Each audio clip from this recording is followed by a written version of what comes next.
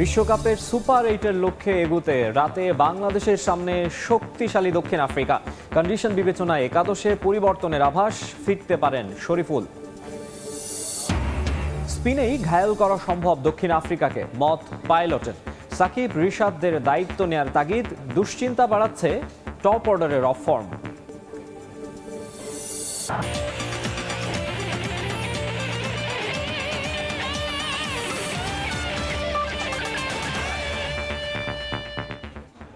বিশ্বের নানা প্রান্তের খেলাধুলার খবর নিয়ে আমাদের নিয়মিত আয়োজন খেলার সময়, আর এই আয়োজনে আপনাদের সঙ্গে আছে আমি মাকসুম আলম খান। নাসাউয়ের উইকেট দক্ষিণ আফ্রিকার বিপক্ষে ম্যাচে আশাবাদী করছে বাংলাদেশকে। কন্ডিশন বিবেচনায় উইনিং কম্বিনেশন ভাঙার ইঙ্গিত হেড কোচ চান্ডিকা হাথুরুসিংহের। টপ অর্ডারের রান না পাওয়াটা চিন্তার হলেও তাদের পক্ষেই সাফাই গাইছেন কোচ। তার দাবি সমস্যাটা আসলে স্কিলে নয়, মানসিকতায়। দক্ষিণ আফ্রিকাকে হারাতে পারলে অনেকটা নিশ্চিত হয়ে যাবে বাংলাদেশের সুপার 8। সেটা বিবেচনায় রেখেই মাঠে নামবে শান্তর দল। ম্যাচ শুরু হবে রাত 8:30টায়। নিউ ইয়র্ক থেকে সাজিদ মুস্তাহিদের রিপোর্ট। ব্যাটিংটা বড় মাথা ব্যথার কারণ হয়ে দাঁড়িয়েছে বাংলাদেশের। শ্রীলঙ্কার বিপক্ষে ছোট টার্গেট তাড়া করতেও রীতিমতো ধুঁকতে হয়েছে। দক্ষিণ আফ্রিকার বিপক্ষে ম্যাচটা হবে নাসাউ কাউন্টি স্টেডিয়ামে।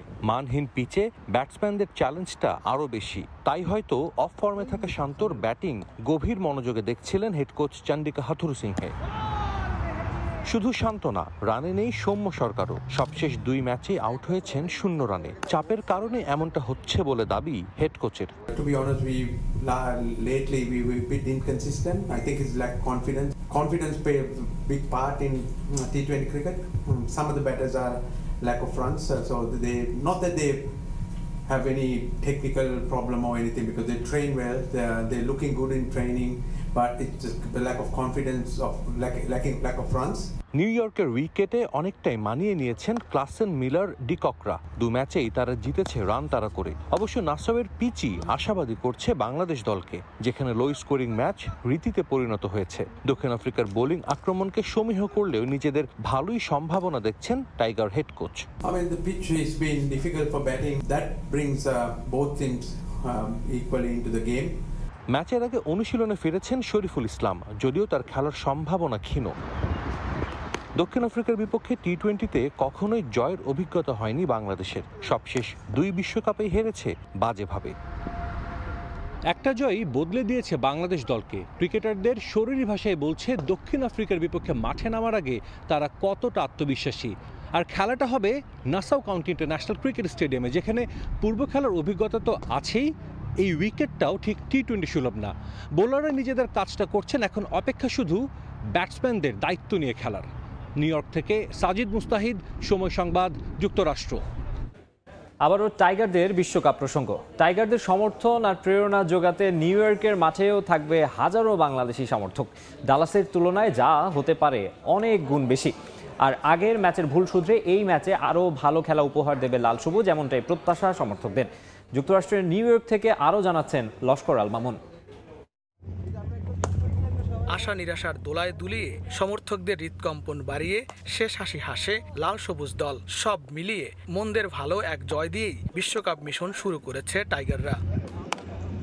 অপরদিকে বিশ্বসেরার মতো খেলতে পারছে না সংসদ সদস্য সাকিব আল হাসান। বিচ্ছিন্ন কিছু ম্যাচ বাদ দিলে বেশ কয়েক বছর ধরেই টপ অর্ডারে বাংলাদেশের নিয়মিত চিত্র এটি। বাংলাদেশের যে কোটি মানুষের প্রত্যাশা রয়েছে বাংলাদেশ সেকেন্ড রাউন্ডে যাবে, সেটা বাংলাদেশ নিশ্চিত করবে। আগামী ম্যাচ দেখার জন্য অনেক বেশি এক্সাইটেড। কোটি ভক্তদের হৃদয় জয় করা তাওহিদ হৃদয়, লিটন দাস আর শেষ ভরসা 38 বছর বয়সী মাহমুদুল্লাহর সাথে সঙ্গী হয়ে সতীর্থদের দায়িত্বশীল ব্যাটিং আশা করছেন বাংলাদেশি দর্শক।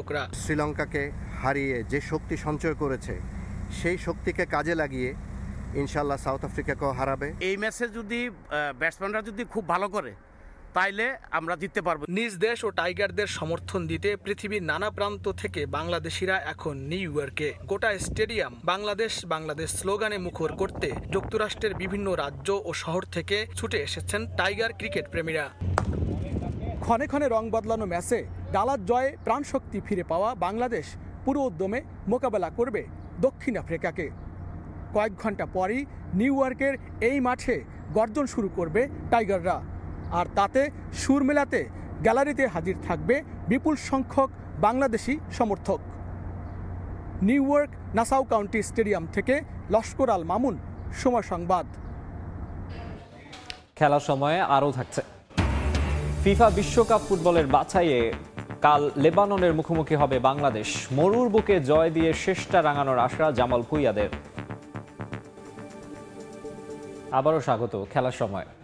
বাংলাদেশের পতাকা নিয়ে প্রায় ৪২,০০০ ফুট উচ্চতা থেকে স্কাই ডাইভে বিশ্ব রেকর্ড গড়েছেন আশিক চৌধুরী। আনুষ্ঠানিক স্বীকৃতির জন্য তার ডাইভের সব তথ্য পাঠানো হয়েছে গিনেস ওয়ার্ল্ড রেকর্ডস কর্তৃপক্ষের কাছে। আশিকের এমন মাইলফলকের গৌরব উদযাপনে গুলশানে সংবাদ সম্মেলনের আয়োজন করে তার পৃষ্ঠপোষক প্রতিষ্ঠান। অনুষ্ঠানে তার অদম্য ইচ্ছাশক্তি ও প্রচেষ্টার প্রশংসা করেন প্রতিষ্ঠানের শীর্ষ কর্মকর্তারা।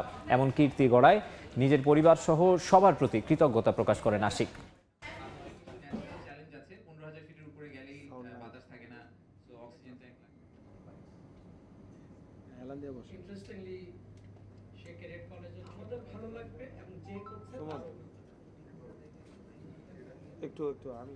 এই জাম্পটা স্পেশাল ছিল, স্পেশাল থাকার কারণে আমাকে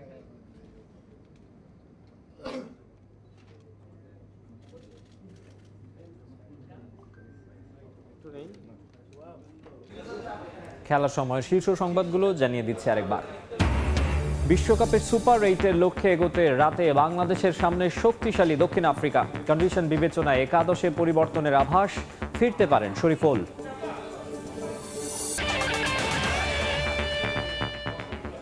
এই ছিল খেলার সময়ের এখনকার আয়োজন।